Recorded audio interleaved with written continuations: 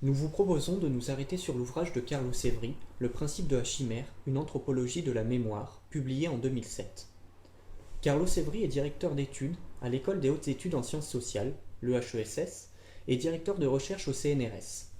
Ses recherches se concentrent autour de l'analyse du rituel, du rôle de l'image et de la parole dans la transmission mémorielle. Dans cet ouvrage, Carlo Severi désire étudier, au sein de cultures non occidentales, mais aussi considérées comme sans écriture, les modalités de la relation qui s'établit entre parole, image et mémoire. Son intérêt se porte alors sur les modes de construction du mémorable. À cette fin, il souhaite ouvrir un champ d'études nouveau, celui d'une anthropologie comparée des arts de la mémoire. Pour cela, il va d'abord déconstruire une prénotion encore trop présente en anthropologie, celle du eux et nous. Autrement dit, Severi dénonce un ethnocentrisme qui ne désigne l'autre qu'en des termes purement négatifs. Cette logique, il va la contourner et s'insérer entre deux champs scientifiques, celui de l'origine de l'art et celui de l'histoire des écritures. Il va alors s'intéresser au lien mental qui s'établit entre deux formes de la trace mnésique, l'une iconique et l'autre linguistique. Comment procède-t-il ? Alors, dans un premier temps, Severi nous présente les racines sur lesquelles se construit cette pensée. Il reconnaît la richesse des théories de Warburg, un de ses maîtres à penser les plus importants, et chez qui la volonté de construire une approche scientifique, positiviste et darwinienne de l'art constitue une vraie source de réflexion pour Severi. Mais c'est également à partir des travaux du général Pitt Rivers et de son successeur Stolp qu'il s'inspire. L'invention d'une biologie des images par le général Pitt Rivers et les développements qu'en fait Stolp donnent naissance aux premières analyses sur un plan psychologique, mais aussi formel des représentations, dès le XIXe siècle. Enfin, la pensée morphologique allemande, d'origine gothienne, fournit également un dernier outil à notre auteur, l'analyse morphologique des formes. Carlo Severi souhaite alors enrichir et approfondir ces approches oubliées dans le champ anthropologique. Comment ? En se penchant sur les relations que peuvent tisser certaines formes et mots dans le contexte d'une pratique de mémorisation. Il se dirige alors en Nouvelle-Guinée, auprès des sociétés côtoyant le fleuve Sepik, sociétés dans lesquelles on transmet des listes de noms propres à partir de cordes à nœuds. Il repère une relation entre une anthroponymie et une toponymie. Cette relation mnémonique est ainsi rendue possible grâce à une articulation entre un ordre général et une science visuelle particulière lors du déchiffrement d'une image complexe. Ainsi, le rôle propre de l'image apparaît comme un processus d'intensification de la représentation visuelle par la mobilisation de ses parties invisibles, ce que nomme Severi une représentation chimérique. Notre auteur va poursuivre sa réflexion par l'analyse des formes mnémoniques amérindiennes. Le lecteur va alors voyager à travers l'Amérique et les époques, en passant des Esquimaux aux Apaches, de la préhistoire au contemporain.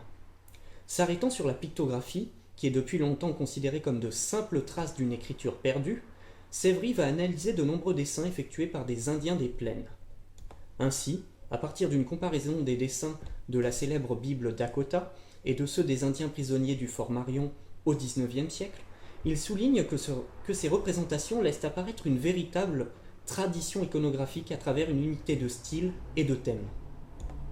Pour Severi, la pictographie n'est ni un ornement, ni une proto-écriture, puisqu'elle permet une transmission mémorielle.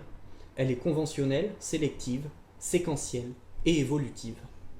Mais ce qui retient l'attention de notre auteur est l'usage d'une structure paralléliste lors du processus de mémorisation. Cette structure illustre une combinaison de traces mnésiques, sonores et visuelles. Il y a un énoncé stable, ordonnancé, et des variations illustrées par des représentations saillantes. Il en arrive à la conclusion que malgré la différence de style graphique, mais aussi de culture, il apparaît que les systèmes pictographiques rendent compte de critères communs lors des opérations mentales que le dessin implique. La mémoire sociale d'une tradition amérindienne est bâtie, selon les termes de Carlo Severi, sur une mnémotechnique figurée. Cette dernière étant repérable dans la relation entre une iconographie stable et un usage structuré de la parole rituelle. Dans les chapitres suivants, notre auteur s'intéresse au rôle de la projection dans l'articulation entre la parole, image et mémoire. Il va alors s'interroger sur l'acte de croire, mais aussi sur le rôle de l'énonciateur. À partir d'un travail commun sur les rituels avec Michael Huseman, il emploie à ses fins le concept de condensation rituelle. La condensation rituelle est un processus de transformation symbolique qui permet de se détacher du quotidien et qui se place dans le cadre de l'action rituelle. Notre auteur importe ce concept dans le domaine du langage et va alors supposer, dans le cas du chamanisme Cuna, que la technique énonciative permet la transformation de l'énonciateur. Comment ?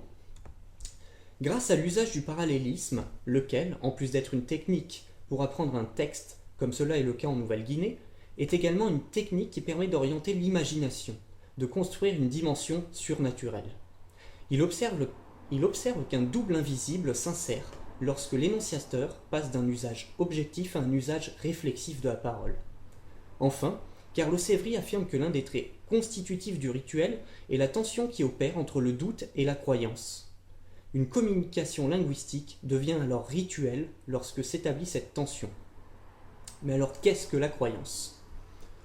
Pour l'auteur, elle est autre chose qu'une simple théorie de l'état du monde.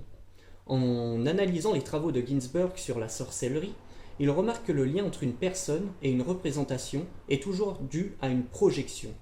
Enfin, en s'inspirant du travail du psychanalyste Roy, il remarque que chez les chamans Cuna, le chant énoncé est une image sonore, une illusion perceptive orientée. Ainsi, croire et projeter sont pour Severi des phénomènes psychologiques très proches, et le doute est à l'origine de la croyance, dans un contexte de communication rituelle. Pour terminer, Carlo Severi donne à voir un nouveau regard des conflits culturels. En effet, il examine comment le christianisme est l'objet de lutte et de rejet dans le cas des mouvements messianistes chez les Apaches et dans le cas de la représentation de Dame Sebastian au Nouveau-Mexique. Il cherche à dépasser Sperber et Boyer, pour lesquels le caractère contre-intuitif suffirait à expliquer la propagation des idées. Pour Severi, l'usage de deux types de contre-intuitivité, l'une sémantique et l'autre pragmatique, permet de rendre compte et d'interpréter plus sûrement les conflits culturels. De ce fait, il en déduit qu'une image peut prendre une signification négative en établissant un rapport paradoxal entre des thèmes à la fois iconographiques et rituels à l'intérieur d'une tradition. Ce que nous pouvons retenir de cet ouvrage peut se résumer en quelques points et concepts. D'abord, ordre et science sont deux artefacts mnémoniques qui s'inscrivent dans un contexte rituel. Ensuite, le parallélisme est un instrument de codification mnémonique, un moyen d'orienter l'évocation et un moyen de donner naissance à des créatures chimériques.